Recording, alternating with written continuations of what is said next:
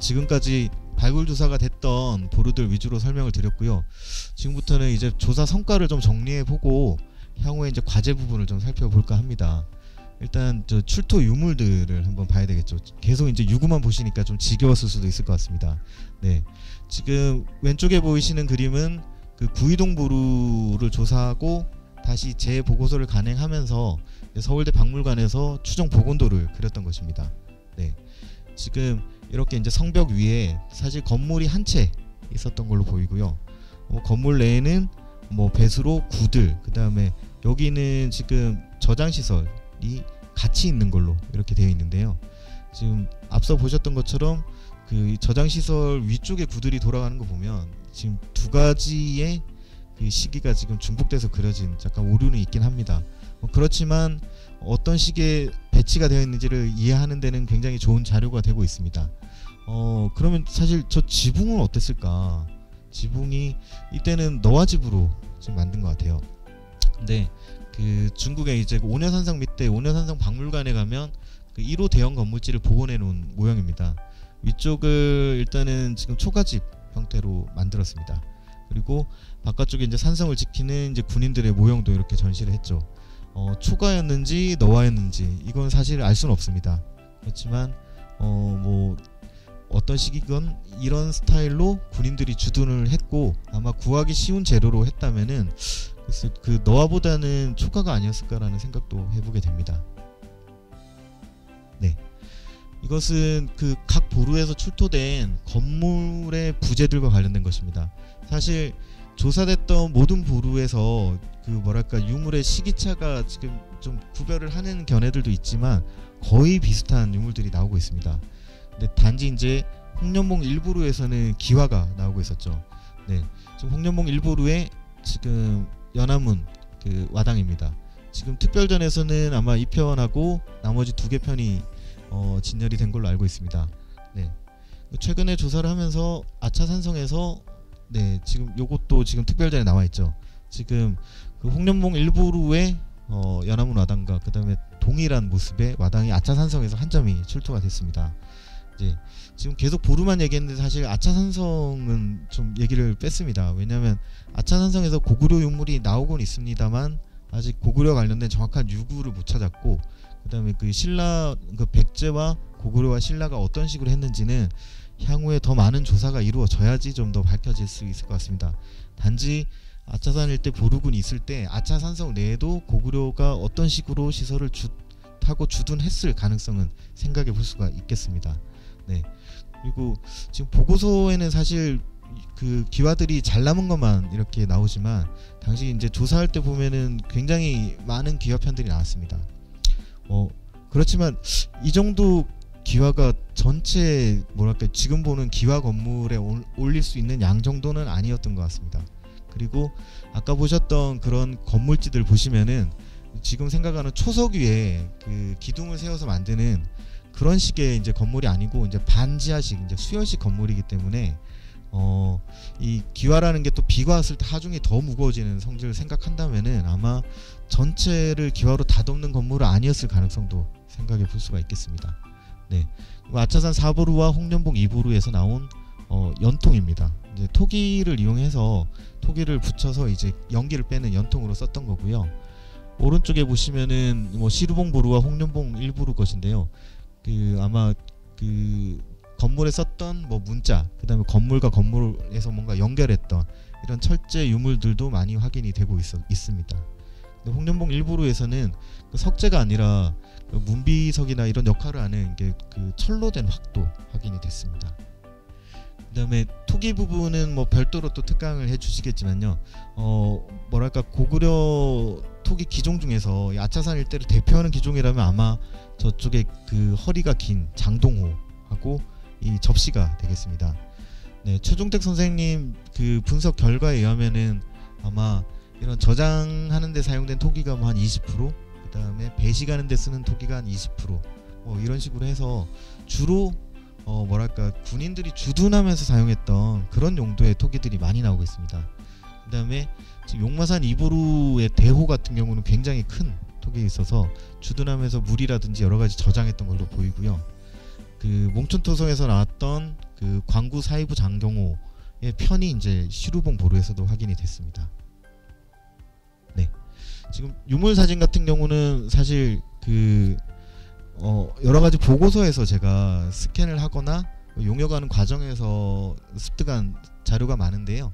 사실 일일이 박물관 측에 다 동의를 구해야 되지만, 네, 저희 이제 그 강의를 위해서 네, 이렇게 좀 사용했다는 것은 좀 양해를 미리 방송 중에 부탁을 드리겠습니다. 네, 그 지금 용마산 이보루 발굴조사 보고서에서 사실 주요 대표 기종들을 이렇게 모아서 보고서에 잘 수록을 해서 제가 이렇게 썼습니다. 네, 장동호, 그다음에 이렇게 그 양이부호, 그다음에 종지들이나 그 뚜껑들 이렇게 보이고요. 그다음에 이렇게 아차산 사보로에서는 구절판이라고 해서 딱 보셔도 저희 이제 도시락 먹을 때 많이 쓰는 것처럼 뭐 여러 가지 음식들 담을 수 있는 이런 용도도 보입니다. 구이동 보루에서 나온 게 이제 이 병은 이제 또아리병이라고 하죠. 네, 저게 용도가 무엇일까? 네, 이게 저 호자처럼 뭐 요강 역할을 한 게 아닌가라는 얘기도 했지만 대체로 술병으로 생각하시는 분이 많은 것 같습니다. 네, 아마 토기 부분 할 때 다시 말씀드리겠지만 고구려 토기와 백제 토기가 서로 기종이 또 연결되는 것들이 많습니다. 아마 주둔하면서 서로 상호간에 영향을 미쳤을 가능성이 높은데요. 옆쪽에 보시면은 이 사진은 그 광양에 있는 용강리 22호 석실분에서 똑같은 형태의 또아리병이 나왔고요. 중앙박물관에서는 대구에서 출토된 걸로 전하는 또 이런 형태의 또아리병이 있습니다. 네, 그래서 주둔했던 뭐 군인이나 윗사람이 뭐 술이라든지 뭐 음료를 먹는데 사용했구나라고 생각해 볼 수 있고요. 그 용강리 22호분 같은 경우는 재밌는 게 그 무덤에 특별히 부장품이 없는데 요거 한 점이 딱 나왔다고 합니다. 그래서 돌아가신 아마 분이 굉장히 술을 좋아하셨지 않을까라는 추정도 해볼 수가 있겠고요. 네, 다음으로 토기 중에서 저희가 사실 이제 주목을 해야 될 게 사실 좀 명문 토기겠죠.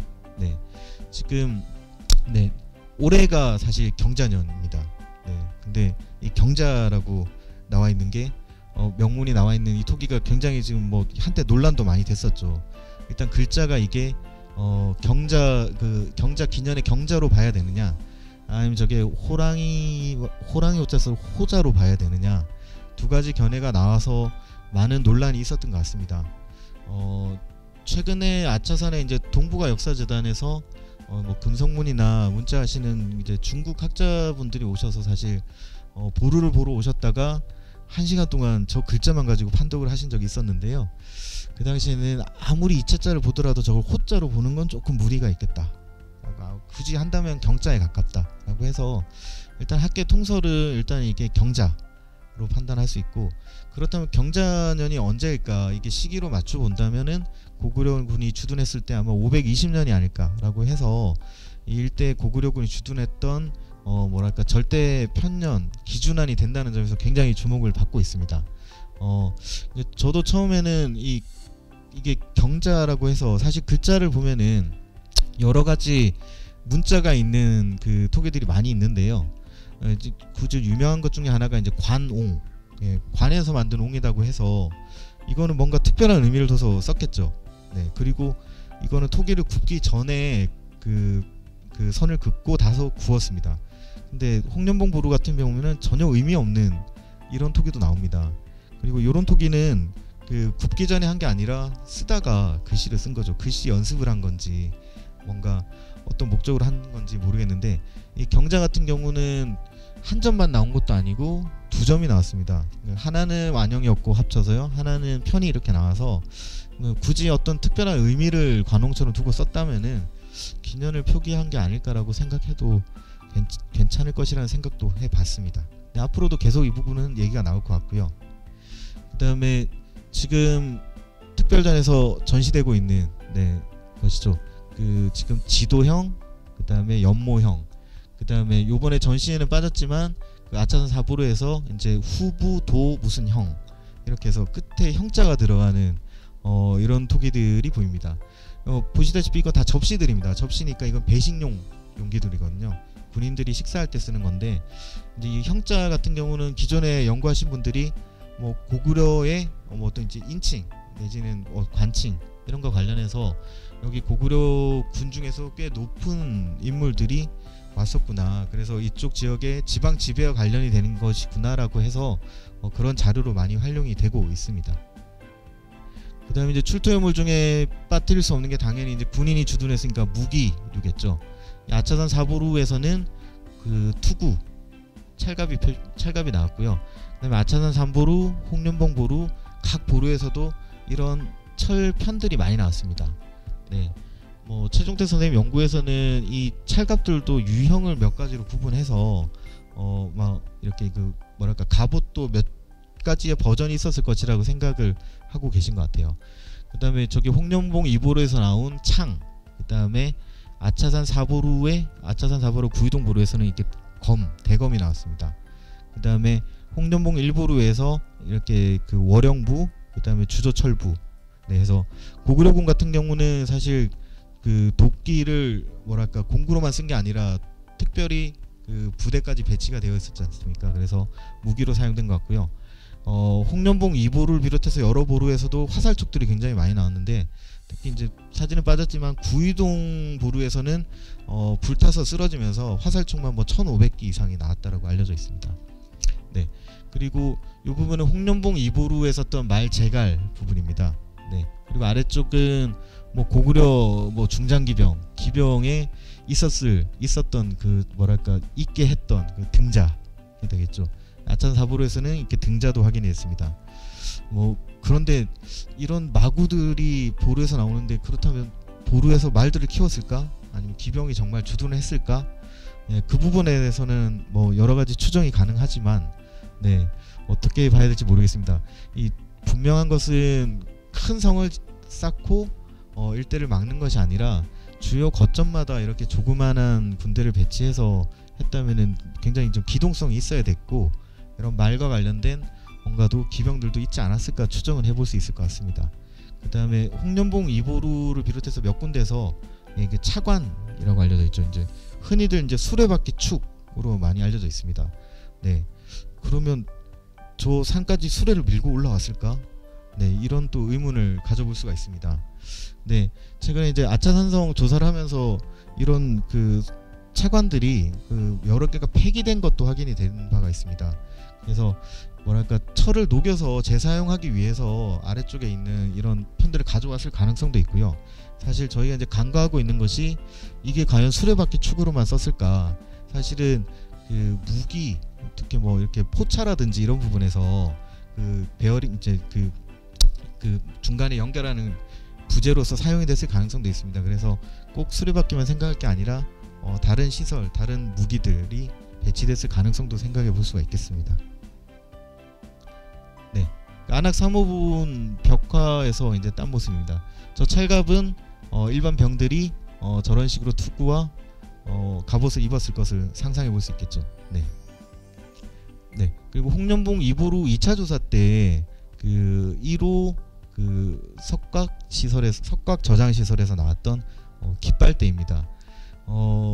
처음에 도대체 저게 뭐지? 뭐 왜 무슨 얼핏 봐서는 총처럼 생겨가지고요. 조사단들이 아니 이게 유구가 뭔가 이렇게 교란이 된 게 아닐까라는 생각도 하게 됐습니다. 네, 이제 보존 처리를 해 보니까요. 여기는 뭔가 다는 시설, 여기 거리 시설, 그 다음에 여기는 목재 꼽는 시설이 나왔습니다. 전체적인 길이는 지금 거의 2m 가까이 되고요. 네, 저 위쪽에 거리 시설, 중간에 연결 시설, 아래쪽에 이제 병부, 이제 목재에 꽂았던 시설이니까요. 사실은 저장 시설에서 이게 발견된 것은 뭔가 급하게 던져놓고 철수를 한 게 아닌가 싶기도 하고요. 분명한 것은 보루가 경관으로 생각한다면은 군인이 단지 주둔하는 시설이기도 하지만 아래쪽에서 봤을 때 뭔가 위압감을 느끼게 하는 시설이지 않았겠습니까? 그래서 깃발을 꽂아가지고 고구려군이 주둔했다는 것을 표현했던 그런 가능성을 보여주는 유물로 또 주목을 해볼 수가 있습니다. 네, 그리고 각종 공구류들입니다. 그 아차산 4보루에서는 저런 쇠스랑, 그다음 홍련봉 1보루에서 낫, 2보루에서는 저렇게 철제 집게, 다 나와서 고구려 군들이 주둔을 하면서 여기서 이제 아래쪽에 내려가서 뭐 자기들이 이제 자급자족을 하기 위해서 이제 농경도 했을 것이고요. 그다음에 뭐 무기나 이런 것도 수리도 했을 것이고, 그런 거 보면은 지금 구이동 보루 같은 경우는 철제 보습이 나왔습니다. 이걸로 봐서는 그냥 일반적인 농경이 아니라 정말 그 가축을 이용한 제대로 된 농사를 지었던 걸 보이고요. 시르봉 보루에서는 여기 이제 목재를 껴서 쓰는 이제 삼날, 그다음에 용마산 이보루, 홍련봉 일보루에서 보시면은 뭐 옷감을 짤 때 썼던 고드렛돌, 방추차, 그다음에 일보루 같은 경우는 이거는 이제 어로 이제 그 그물에 썼던 이제 어망추, 이런 것들도 나와서 주둔했던 그 군인들의 그 군사적인 활동뿐만이 아니라 그 당시 고구려인들의 어떤 문화상, 생활상까지 확인해 볼 수가 있게 되었습니다. 네. 세 번째는 보루의 축조 방식을 좀 설명해 드릴까 합니다. 앞서 이제 사진을 몇 번 보셨지만 저희가 흔히 생각하는 그 뭐랄까 석축 산성과는 굉장히 좀 구조가 다르다는 느낌이 듭니다. 저희 남한 지역에서 이런 고구려의 관방 시설들의 위치를 어느 정도 권역을 나눠 보면요, 지금 임진강 한탄강 유역, 그 다음에 두 번째로 이렇게 한강 유역, 그 다음에 가장 아래쪽에는 이제 중간에 이제 양주 분지가 껴 있고요. 그 다음에 금강 미호천 유역에서 가장 남쪽에 해당이 됩니다. 근데 각 지점별로 축조되는 관방 시설들이 조금씩 차이를 보이고 있습니다. 아마 정운용 선생님 특강하실 때 그 지금 이 당시에 웅진기 백제와 고구려의 관계, 그 다음에 중원 고구려와 관련해서 고구려의 남진 루트라든지 이런 것도 여러 가지가 설명이 됐을 텐데요. 현재로서는 장수왕 때 쭉 밀고 내려왔다면 사실 그 위에 설치된 관방시설도 성격이 좀 유사해야 될 텐데 조금씩 차이를 보이는 것은 앞으로 많은 연구를 해야 될 부분이기도 합니다. 네. 지금 가장 남쪽에 있는 시설이 이제 그 대전의 월평동 유적, 지금 특별전에도 유물이 나와 있죠. 그다음에 그 세종의 남성골 산성, 그다음에 최근에 나온 안성의 도비동 산성. 네, 이런 성들은 보면은 항공사진을 보면 이렇게 구멍들이 계속 반복돼서 나오고 있는데요. 네, 그 천안에 있는 백석동 토성 그 항공사진입니다. 얼핏 봐서는 조금 전에 계속 보셨던 그 홍련봉 보루라든지 그다음에 앞에 지금 그 대전 일대에서 나오는 이런 시설과 굉장히 유사하죠. 네. 근데 여기는 지금 순수하게 이제 토성으로 구축이 됐습니다. 바깥쪽에 이제 영정주 구멍을 세워서요, 이렇게 이제 판축을 하는 거죠. 이제 천안박물관의 이제 모형을 보시면은 대충 토성을 어떤 식으로 이렇게 간략하게 쌓았구나를 알 수가 있습니다. 저희 풍납 토성처럼 굉장히 이제 대규모로 쌓는 것이 아니라, 예, 산 정상부에 간단하게 이렇게 방어 시설을 만들기 위해 또 썼던 이런 토성과 좀 연결되는 고리가 있습니다. 네, 안성의 도기동 산성이고요. 여기서는 백제가 썼던 토성, 그 다음에 그 바깥쪽으로 고구려가 이제 석축을 덧대서 수리해서 보축을 해서 썼던 이런 것들이 계속 확인이 되고 있고, 여기는 전체가 둘레가 거의 4km 정도 돼서 소규모 성이 아니라 지역 지배까지 생각해 볼 수 있는 이런 자료가 되고 있죠. 요런 게 그 뭐랄까 이런 백제 것을 활용해서 쓴 것은 분명히 아차산 일대 유적지와는 굉장히 큰 차이를 보이고 있습니다. 네, 근데 제일 북쪽에는 임진강 유역입니다. 임진강 유역은 모든 종류의 그 관방 시설들이 다 스타일들이 다 나오고 있습니다. 특히 이제 그 연천의 호루고루, 그다음에 당포성, 은대리성, 이제 연천의 그 뭐랄까 삼각형 모양의 삼총사성이라고 하죠. 네, 그 이 지역에 있는 주상절리 지형을 이용해서 한쪽 면만 이렇게 방어 시설을 만들어서 그 천의 요새를 만든 이런 구조가 보이기도 하고요. 그 무등리 일보루 같은 경우는 뒤쪽에 뒤채용을 해서 마치 신라성 같은 구조도 보이고, 무등리 이보루는 아차산 일대 보루군과 유사한 모습도 보이고요. 그래서 오히려 가장 고구려가 먼저 내려왔던 임진강 유역에서는 이른 시기부터 가장 마지막 시기까지 모든 스타일의 축조 방식이 다 확인이 됩니다. 네, 다시 아차산 사보루로 돌아가 볼 것인데요. 아까 앞번에 좀 말씀드렸듯이 아차산 사보루 내부에서 이런 주열들이 나왔을 때 처음에는 목책으로 쌓았고 목책을 수리해서 이제 석축으로 개축했다, 이런 설명이 나오게 되었습니다. 그래서 아차산 사보루 보고서에서는 이렇게 1에서 4단계로 나와서 목책 단계, 석축 보축 단계 이렇게 구별을 하기도 했습니다. 네, 근데 이제 사실 홍련봉 이보루 조사를 하면서 이 설이 완전히 이제 거의 무너지게 됐고, 현재 목축에서 석축 단계로 수리해서 썼다는 견해는 진짜 전혀 안 나오고 있는 상태입니다.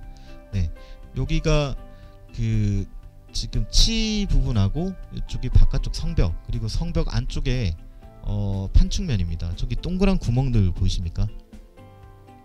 네, 이거는 이제 횡장목의 구멍입니다. 저희 한성백제박물관 지금 풍납토성 모형에 보시면은 간단하게 판축을 어떻게 하는지 모식도가 있지 않습니까? 여기서 위로 세우는 거 말고 옆으로 횡으로 들어간 것을 이제 횡장목이라고 하죠. 그러니까 저 횡장목이 확인된 거 보면은 이런 구멍들은 판축을 하기 위해서 사용이 된 것이구나라는 것을 명확하게 알 수가 있습니다. 네, 홍련봉 일보루에 아까 그 쓸려 내려가고 나서 신라 그 고분으로 재사용됐던 그 부분입니다. 이런 구멍들이 도대체 어떻게 된 것일까? 이제 상상을 해보면요, 이렇게 기둥을 세웠겠죠.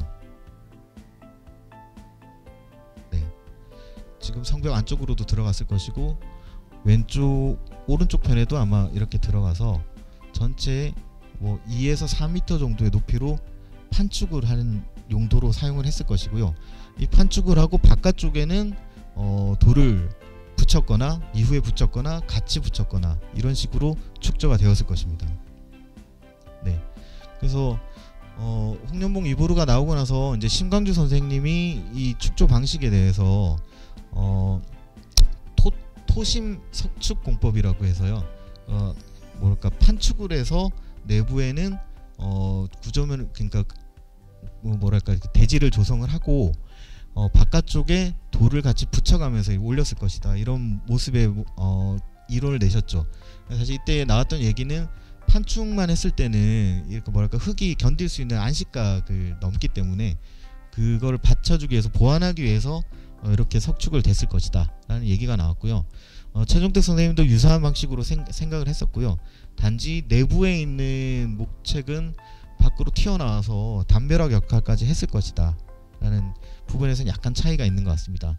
그래서 보고서에서도 지금 그림에 나와 있는 것처럼 바깥쪽에 이제 구조, 뭐랄까 정상부다 보니까 군인들이 주둔할 수 있는 면적이 좁지 않겠습니까? 그래서 이 부분을 넓히기 위해서, 대지를 확장하기 위해서 안쪽으로 일단 목책을 내서 넓히고 바깥쪽으로 또 보강을 해서 성벽과 공간을 넓히는 구조로 이렇게 만들어졌을 것이다 라고 추정을 하고 있는 게 최근에 가장 이제 통설적으로 자리를 잡고 있는 견해입니다.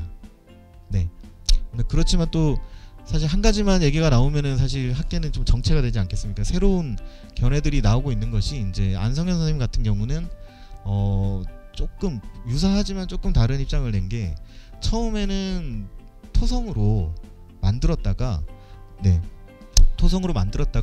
토축부를 이렇게 잘라내고 석축으로 덧대가지고 보수를 한 것이다, 보축을 한 것이다 라고 해서, 기존에는 토축하면서 돌을 같이 붙여서 올라갔다와 조금 차이를 보이는 견해를 냈습니다.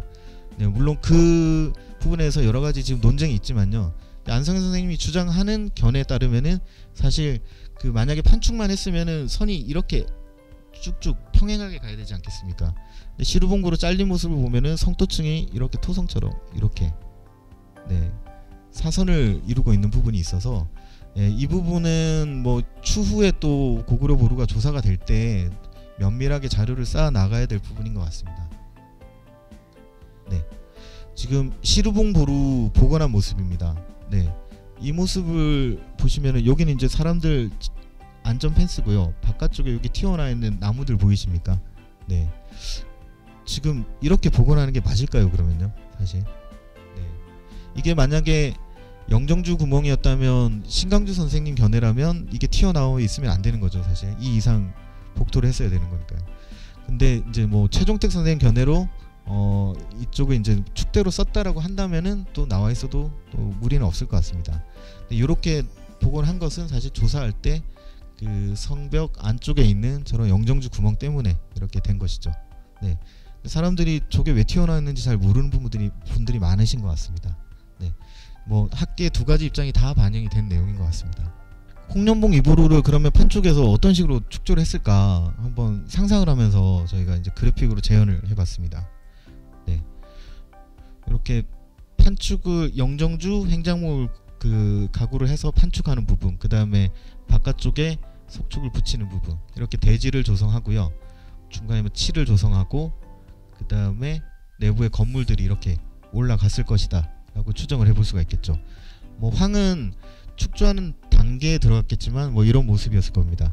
그러면 지금 몽천 풍납을 내려다 보면서 이런 식으로 고구려군이 주둔하고 있지 않았을까라고 상상을 해볼 수가 있습니다.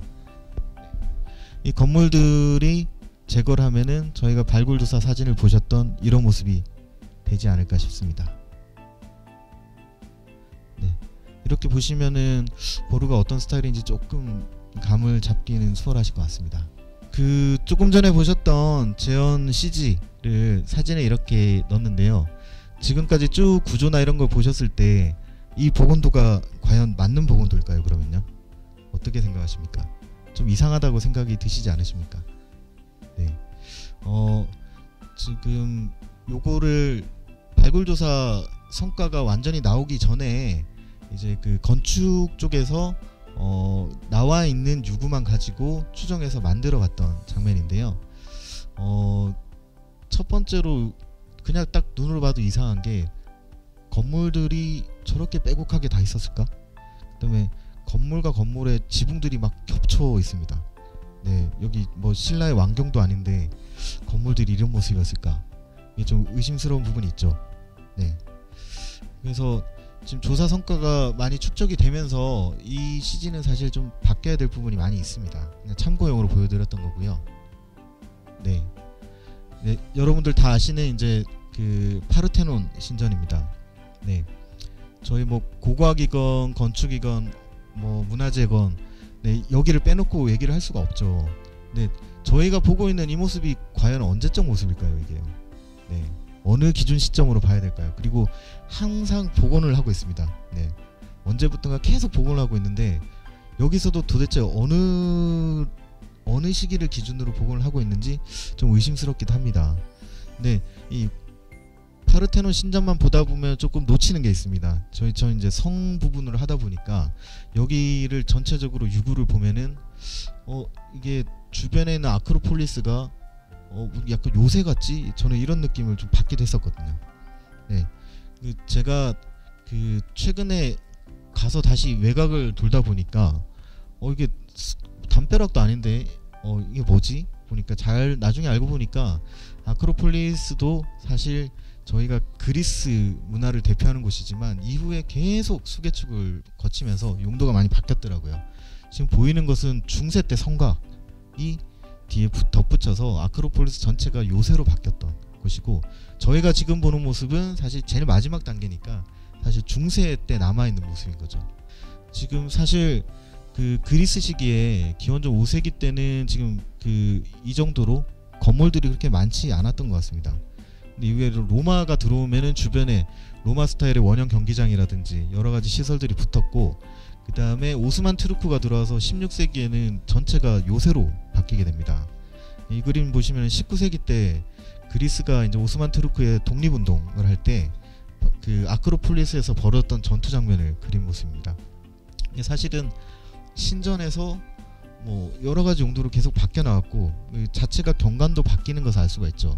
이런 것으로 저희가 보루도 좀 접근을 해야 되지 않을까 생각이 드는데요. 그 영월의 정량산성이라고 들어보셨는지 모르겠습니다. 한때 이제 왕검성이라고 했었죠.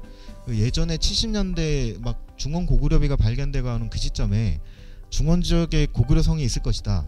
그 후보가 몇 개 있었고, 이 정량산성 같은 경우는 이거 고구려성이다 라는 얘기도 나온 바가 있습니다. 근데 현재까지 조사를 했는데 이제 고구려성이나 고구려와 관련된 것은 잘 확인이 안 되고요. 네, 전형적인 이제 신라성, 네, 5세기 때부터 쌓은 신라성으로만 알려져 있습니다. 네, 지금 몇 해 전에 지금 내벽 가장 아래쪽 바닥까지 한번 조사를 해서 내벽의 높이가 12.3m가 되는 것을 확인했습니다. 네, 그 신라의 가장 높은 성인 삼년산성 같은 경우는 뭐 21m 가까이 된다고 하죠. 네, 지금 차용걸 선생님이 이렇게 쳐다보고 계신 장면인데요. 그러면 신라가 처음부터 12.3m의 성을 쌓았을까요? 네, 왜 이렇게 높이 쌓았을까요? 네, 그것도 좀 이해가 되지 않습니다. 근데 자세히 보시면은 이 성은 한 번에 쌓은 성이 아니거든요. 네. 이 가장 물이 많이 빠지는 지점이다 보니까 성을 쌓고 나면 뭐 1년에 심할 때는 막 1m씩 토사가 쌓이기도 합니다. 그러니까 쉽게 말해서 사용하는 생활면이 계속 높아진 거죠. 그러니까 생활면이 높아질 때마다 성을 쌓고 그래서 실제로 여기가 조선시대 때는 이 정도까지 높아졌고 성은 요 라인 따라서 남아 있었을 겁니다. 여기는 조사를 하면서 자꾸 내려가다 보니까 전체적으로 이런 장관을 볼 수 있게 된 거죠. 네, 이것만 보시더라도 성이 요렇게 한번 터졌다가 다시 쌓은 거 보이시죠? 그리고 이 위쪽에는 뭐 고려시대 이후에 다시 수리한 모습입니다. 그러면 아차산에 있는 보루들도 이런 식의 접근이 필요할 것 같습니다. 네, 처음에 보여드렸던 구이동 보루의 성벽. 네, 지금 아마 처음에는 그래도 일반적인 보루처럼 그 잘 깬 할석으로 이렇게 쌓았다가 그 이후에 아마 후퇴를 했을 겁니다. 고구려군이. 그랬다가 다시 들어왔을 때 급하게 성을 쌓아야 되니까 한강에 내려가서 강돌들을 갖다가 성벽을 보수를 했던 걸로 보입니다. 네, 홍련봉 이보루의 내벽 부분입니다. 뭐 지금 사진이 좀 흐려서 잘 안 보이시겠지만 그 요렇게 내벽이 꺾이는 지점입니다. 근데 요 부분이 사실 이후에 덧댄 부분이고요. 그 다음에 여기는 위로 올라가는 계단 부분입니다. 근데 계단을 막았습니다. 사실은 여기서 쓰던 생활면이 이만큼 높아지면서 이 부분이 이제 필요가 없어지니까 보수를 한 거죠. 그 다음에 홍련봉 일보루입니다. 이게 치 부분인데요. 이게 라인이 보이십니까? 이게 고구려 때 치고요. 이거는 신라가 홍련봉 보루를 다시 쓰면서 덧붙여서 쌓았던 구조입니다. 네, 여기 홍련봉 이보루의 그 건물지입니다. 여기가 8호 건물지고 8호 건물지에 연결된 이제 뭐 건물지인데요. 지금 조금 이상하지 않습니까? 보시면은 네, 여기 석축이 있고 이렇게 떠 있고 위에 배수로가 또 들어갑니다. 네, 그러니까 홍련봉 이보루는 아까 보여드렸던 CG에서 건물들이 빼곡하게 있는 것이 아니라 처음에 아크로폴리스처럼 작은 건물들이 있었다가 아니면 없어져서 확인이 안 되지만 그만큼의 건물이 있었는데 한번 덮였다가 다시 수리를 하면서 지표면이 높아지고 또 건물들이 중복이 된 거죠. 요거 보시면 건물 위에 건물이 떠 있는 것을 좀 볼 수 있는 자료가 되겠습니다.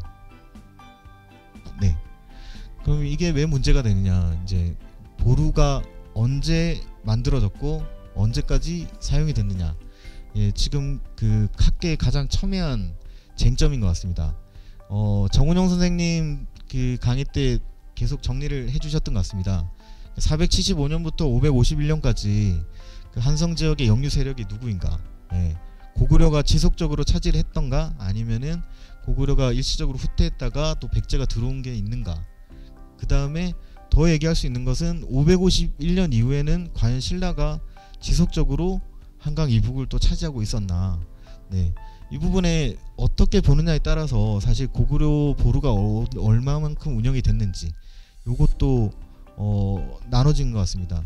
그래서 지금 사실 고고학의 통설은 500년경에 아차산 일대 보루군이 축조가 되고 그 다음에 한강 유역을 상실하는 551년경에 이제 완전히 사용이 폐기가 됐을 것이다. 그 다음에 그 이후에 이제 뭐 신라가 재사용을 했을 것이다. 이게 일반적인 설명인데요. 이 500년 기준점이 사실 모호하죠. 네, 그 몽천토성에서 나오는 유물들이 지금 아차산 일대 보루군보다 조금 이른 시기로 보는 것 같습니다. 그래서 475년에 한성백제가 멸망하고 고구려군이 일시적으로 주둔을 했다가 뭐 어떠한 이유에서 방어선을 한강 이북으로 옮긴 거죠. 그러면서 6세기 경부터 아차산 일대에 보루가 조성이 됐다. 이게 이제 통설이 맞는 것 같습니다. 근데 문제는 이제 사실 그거죠. 이 고고학 자료가 아직 더 조사를 많이 해야 되겠지만 뭐랄까 사료에 나오는 내용이 편년에 좀 기준이 되고 있는 약간 이런 문제도 발생을 하고 있습니다. 그래서 그 역사학하고 고고학 하시는 분들은 조금 더 다른 의견들을 내고 계시죠. 그래서 사실 529년 오곡 전투로 이제 백제가 완전히 뒤로 빠지면서 그때부터 551년까지 고구려가 보루를 조성하고 여기 있었을 것이다 라는 설이 또 많이 나왔고요. 그 다음에 그 551년 이후에 신라가 들어온 이후에도 고구려가 다시 남진했을 가능성이 있다 라고 보는 견해도 있고요. 그 다음에 토기 편념만 가지고 또 장기간 이렇게 주둔했다. 예. 저는 뭐 중간에 고구려 백제 뭐 이렇게 좀 중간에 끊기는, 예, 이렇게 변화상이 좀 치고 빠지는 시기가 많았을 것이다 라고 생각을 하고 있습니다. 네, 정확하게 어떻게 되는지는 앞으로도 더 조사를 해서 밝혀져야 될 내용인 것 같습니다. 네, 여기서 좀 주목할 게 이제 사실은 고구려 부르니까 고구려 유물만 보는데 사실 신라 유물들도 많이 나오고 있습니다. 그러면 신라가 중간에 사용한 시기는 도대체 언젠가, 이게 검토가 필요한데요. 아직까지 신라 유물들이 많지가 않고 사실 고고학 조사에서도 견해가 많이 갈리는 부분이기도 합니다. 네, 그렇지만 정말 누구나 다 공감하는 것은 아차산일 때 보르곤이 신라가 재사용한 거 확실한 것은 나당전쟁기라고 보고 있습니다. 저희가 이제 나당전쟁 시기에 신라 입장에서는 백제와 고구려가 멸망하는 모습을 보고 다음은 우리다라고 생각을 했겠죠. 네, 그래서 전국적으로 어마어마한 축성이 이루어지고 대표적으로 이제 남한산성, 주장성까지 축조를 하지 않습니까? 이때 그 당시에 이제 아차산성 일대의 방어 시스템을 또 갖추기 위해서 고구려 주요 지점의 보루들이 재사용되는 것이 확실한데요. 네, 문제는 토기가 아직 토기나 이런 유물들이 편년이 좀 불확실하고 그 다음에 유물들이 많지가 않긴 한데요. 지금 상황에 따라서는 여러가지 그 뭐랄까 건물 배치라든지 유물이 들어간 상황을 봐서 앞으로 551년부터 7세기까지의 상황에 대해서도 좀 더 천착할 필요가 있지 않을까 싶습니다. 네, 보시면은 그 집수지가 이렇게 사용이 되지 않으면 자연스럽게 이렇게 U자형으로 폐기가 되겠죠. 네, 폐기가 되고 이렇게 인위적으로 돌을 던져서 메꿔 놓은 다음에 이렇게 다시 복토를 해서 올린 이런 흔적들 보면 고구려군이 좀 장기간 후퇴했을 가능성을 분명히 생각해 볼 수가 있습니다. 뭐 단기간에 1, 2년 사이 수리해서 쓰는데 저 정도로 쌓이진 않거든요. 특히 여기는 뭐랄까 유속 물이 흐르는 곳이 아니라 굉장히 마사토가 빗물에 의해서 쌓이려면 시간이 많이 걸리기 때문에 이런 고구려군들이 수개축했던 것은 분명히 치고 빠졌던 흔적을 반영한 것으로 볼 수가 있습니다. 그 다음에 다음으로 생각해 볼게, 아차산일 때 보루만 쌓아놓고 그러면 사람들이, 고구려군들은 다 산에서 살았을까? 이런 고민을 하게 되는데요. 네, 아차산 주변에서 나왔던 고구려 유적지들을 한번 좀 점을 찍어 보면요. 네, 이 고구려의 전형적인 이제 이식들 보면은 가장 지금 화려하고 가장 뒤치기로 알려진 게 지금 5번, 예, 그 중앙박물관에 전시되어 있는 이제 서울 뭐 능리, 전 서울 능리 출토품 이렇게 하는데요. 일제시대 때 이 귀걸이가 그 현재 광진구 능동 일대에서 발견 신고가 됐습니다.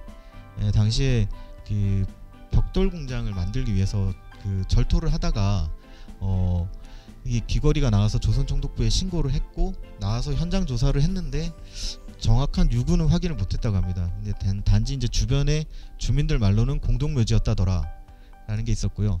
당시 지번을 추적해서 찾아보면은 지금 광진구 능동에서 조금 올라간 중곡동 가구거리 일대에 약간 튀어나와 있는 구릉 지역에 해당이 됩니다.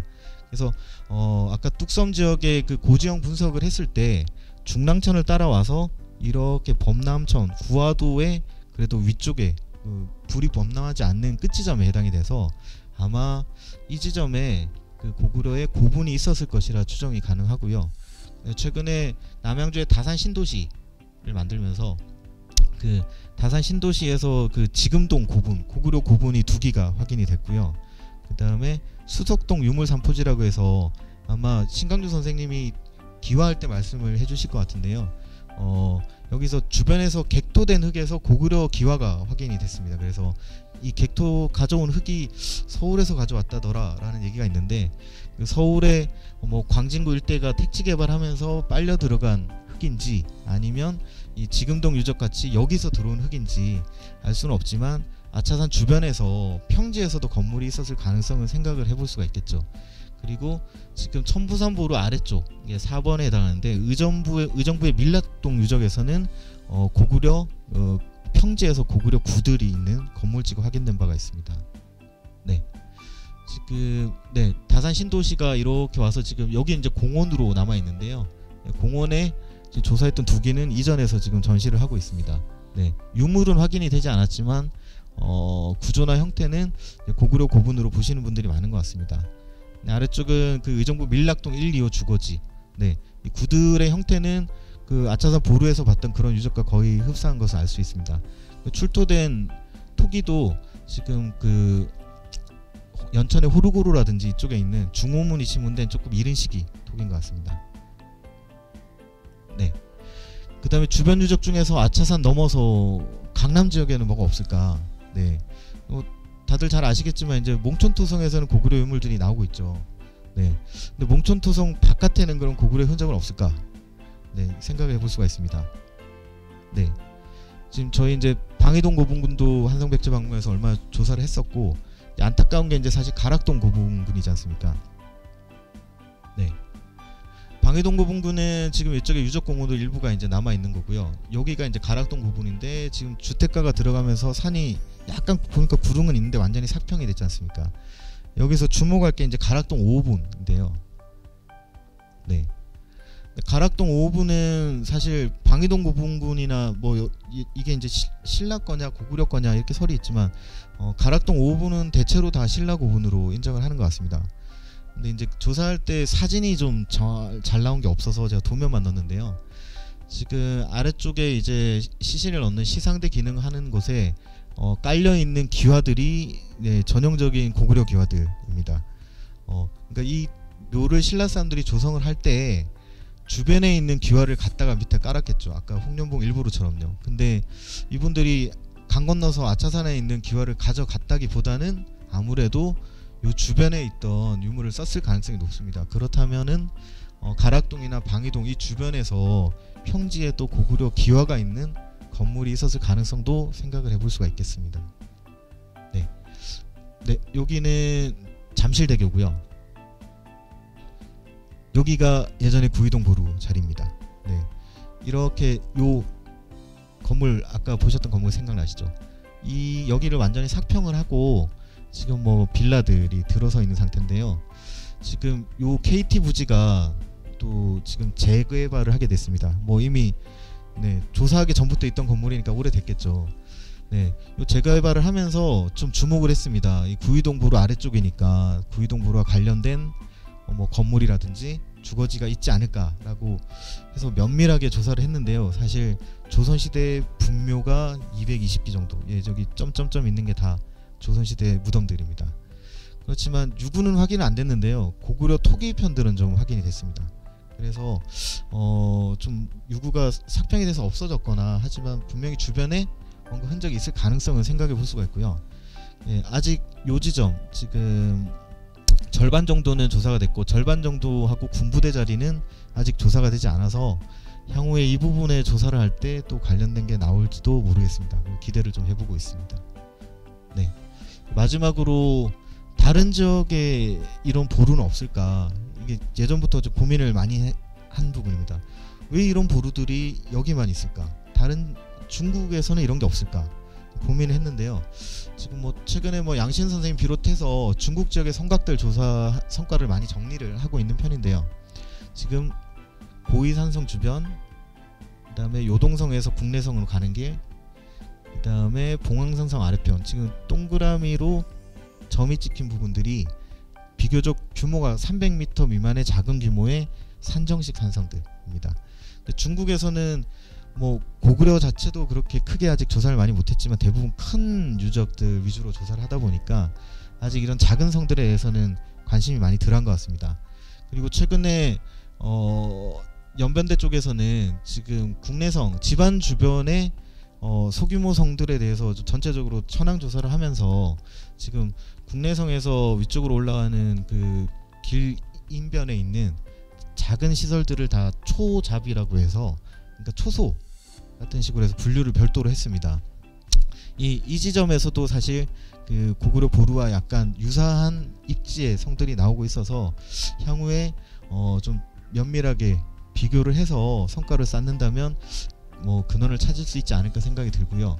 그 다음에 여기 보시면은 용당산성 있습니다. 지금 길림시 지점인데요. 네, 저희가 이제 아차산이나 이 일대가 이제 고구려의 남쪽 변경에 해당된다면 길림시는 뭐 부여의 중심지였지만 고구려 입장에서는 북쪽의 변방이 될 겁니다. 네, 여기 이제 용담산성 같은 경우는 뭐 부여의 시설도 있고 뒤에 이제 고구려가 쓰기도 했고, 네, 해서 분명히 중심이 되는 성이었을 겁니다. 근데 이제 주목이 되는 게 용담산성 아래쪽에 네, 이제 동단산이 있는데요. 동단산은 부여 때부터 이제 흔히 남성자 고성이라고 알려져서 이제 평지, 예, 토성이 있고 중간에 이제 그 구릉 지역에 이제 외성, 중성, 내성에서 삼중성이 확인되죠. 여기 특히 그 내성 부분에서는 정상부에 고구려 기와들이 확인이 되고 있습니다. 그 입지나 규모가 비슷한 걸로 봐서 이 용담산성을 커버해주는, 보완해주는 고구려의 저희 남쪽에 있는 보루와 유사한 역할을 했던 것 같아서 이런 식의 시설들을 좀 면밀하게 조사를 할 필요가 있지 않을까 싶고요. 국내 같은 경우는 사실 대전과 옥천, 그러니까 신라와 백제의 경계 지점, 그 다음에 남쪽에 그 진주의 월화산 이 일대에 이런 식의 보루들이 많이 확인이 되고 있습니다. 그래서 그 백제가 이런 보루 스타일들을 차용을 해서 신라와 전투에 사용을 했는지도 앞으로 좀 면밀하게 볼 필요가 있지 않을까 싶습니다. 네, 이상의 내용을 정리를 해보면요. 네, 이 여태까지 그 아차산 일대 보루군의 발굴 성과를 정리를 해보면 일단 고구려 고고학 연구의 기반이 되는 핵심 유적이 되겠습니다. 비록 이제 조사는 이제 막 20여 년, 연구의 시작은 늦었지만 단기간에 매우 집중적인 조사가 진행되고 있는 유적지가 되겠고요. 유물의 출토량 같은 경우는 이미 수적으로는 뭐 중국과 북한 지역을 능가할 정도로 많은 성과가 쌓이고 있습니다. 그 다음에 고구려가 점유했던 기간은 비교적 짧지만 반대로 5, 6세기 때 그 고구려의 축성 기술이나 당시의 유물을 편찬하는 데는 또 중요한 자료국 기준이 될 것 같습니다.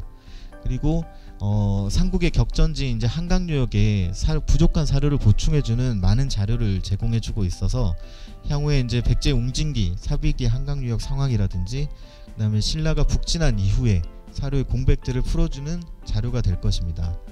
마지막으로 고구려의 토목기술, 군사운영, 지방지배, 생활사를 이해하는 자료를 제공해 줄 것 같습니다.